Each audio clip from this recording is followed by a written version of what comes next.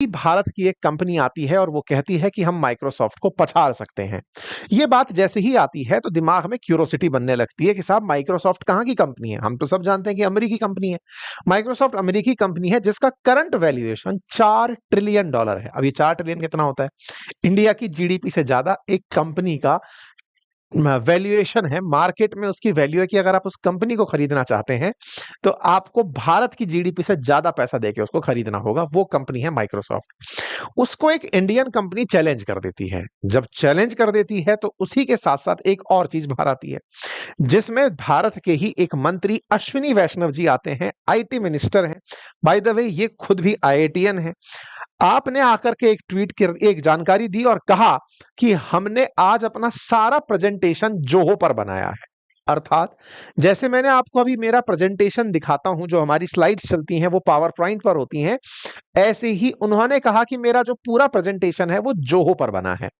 तो अचानक एक कंपनी का ये कहना कि मैं माइक्रोसॉफ्ट को शिफ्ट मार सकती हूं, दूसरे दिन आपको मंत्री जी दिखाई दे जाते हैं, तो भाई साहब न्यूज तो बननी ही है।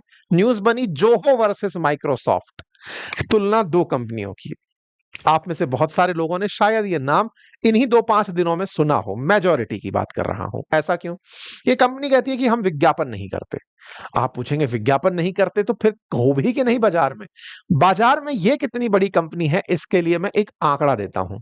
इस कंपनी की वैल्यूएशन आकी गई हुरून लिस्ट के अंदर 1 लाख करोड़ रुपए। आप कहेंगे लेकिन वो तो 4 ट्रिलियन है। हाँ हाँ, लेकिन ये 1 लाख करोड़, लगभग $12 बिलियन के आसपास वैल्यूएशन रखने वाली कंपनी है। बूट स्ट्रैप्ड है, यानी कि सारा पैसा घर से लगाया हुआ है, कोई फॉरेन फंडिंग नहीं। कुल मिला के सारा पैसा अपना लगा के खड़ी हुई एक कंपनी है। 12 बिलियन भी बड़ा कंपनी होता है। भारत के बहुत सारे स्टार्टअप्स इस मामले में नहीं टिक पाते जितना वैल्यूएशन ये लेके बैठा है। अगर ये कहीं ना कहीं लिस्ट होने चल दे भारत के ही शेयर बाजार में, जिस दिन ये लिस्टिंग के लिए निकल जाए, तो कंपनी की वैल्यूएशन तो एकदम पहाड़ बन के ऊपर निकल के आ जाएगी। खैर उन सब पर भी बात हो जाएगी, लेकिन फिलहाल ये कोई नई नवेली कंपनी नहीं है, ये बात तो हमको पता चल गई। मतलब ऐसा नहीं है कि आप में से एक दिन कोई उठ के खड़ा होकर कहे कि मैं तो साहब फेसबुक को पछाड़ दूंगा। बयानबाजी नहीं, करके दिखाने वाली बात है। तो ये जोहो ने कहा कि हम माइक्रोसॉफ्ट को रिप्लेस कर सकते हैं। और ये बात जब हुई उसी दिन हमने अंकित इंस्पायर इंडिया, जो हमारा चैनल भी है, यूट्यूब चैनल भी है, वेबसाइट भी है, हम सेम डे इस वाली बात पर पूरी डिटेल जानकारी वेबसाइट पर डाल चुके हैं।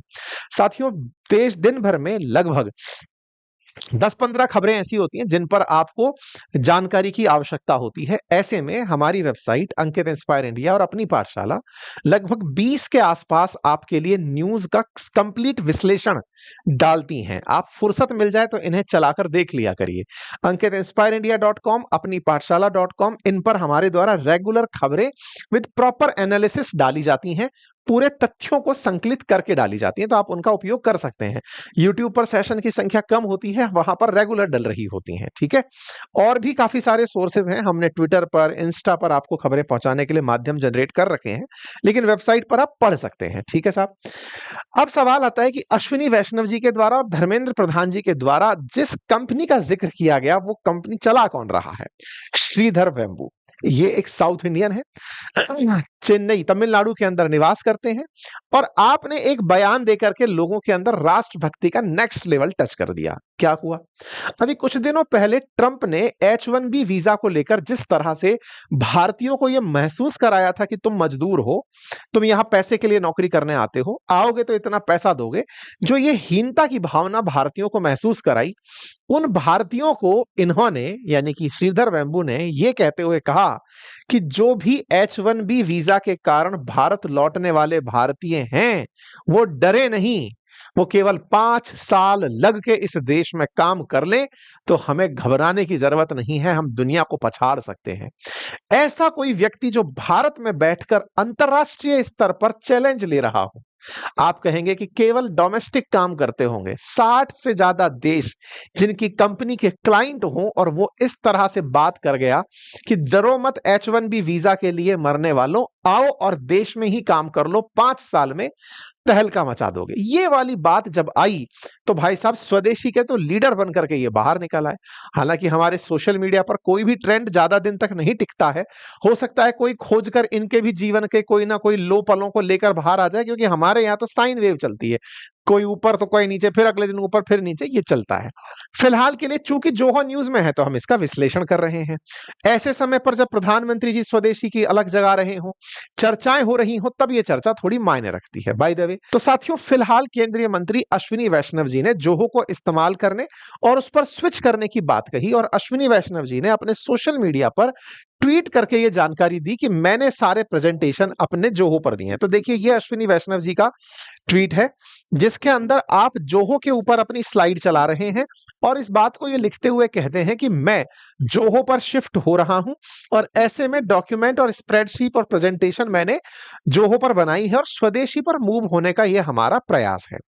इस बात को श्रीधर वेम्बू ने तुरंत अपनी तरफ से रिएक्ट किया। यह बात तुरंत ही देश भर के अंदर वायरल हो गई कि साहब अश्विनी वैष्णव जी ने अपनी बात इस तरह से रखी। चूंकि अश्विनी वैष्णव जी मंत्रालय में रेल मंत्रालय भी देख ही रहे हैं, तो ऐसे में ये रेल मंत्रालय की एक पावर पॉइंट प्रेजेंटेशन दे रहे होते हैं। उस प्रेजेंटेशन की शुरुआत में ही ये बोलते हैं कि ये मैं पावर पॉइंट प्रेजेंटेशन नहीं दे रहा हूं, मैं जोहो शो कर रहा हूं।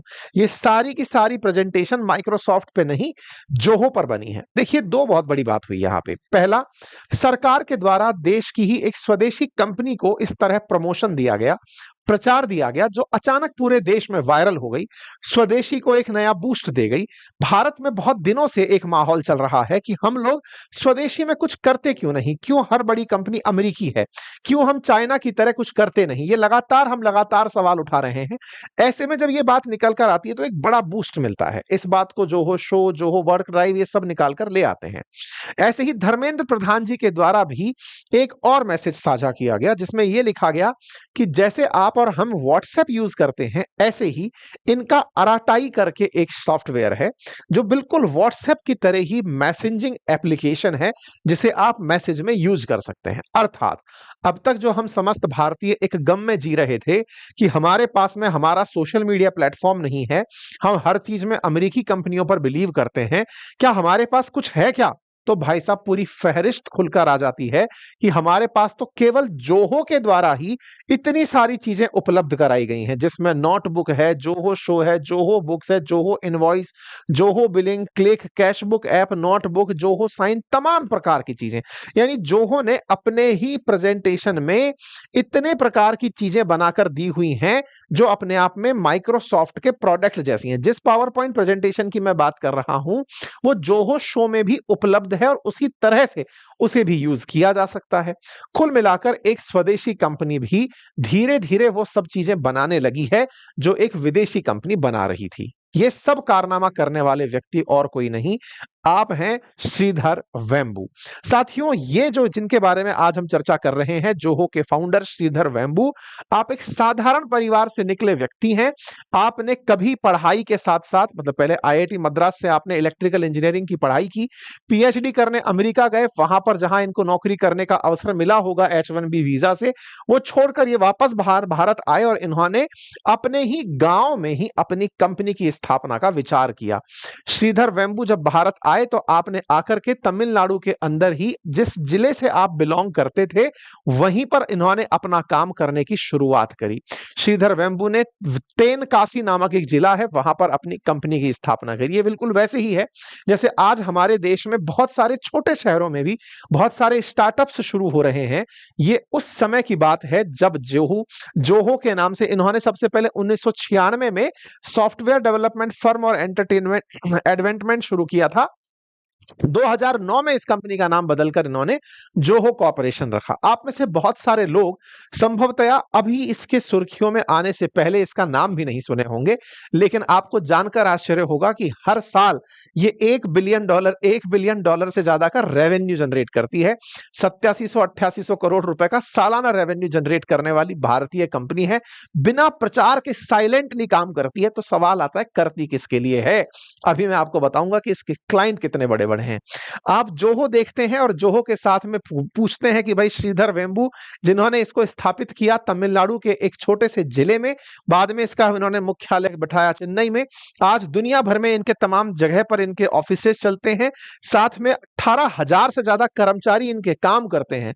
इनका सारा डेटा 16 से अधिक डेटा सेंटर्स पर रखा गया है।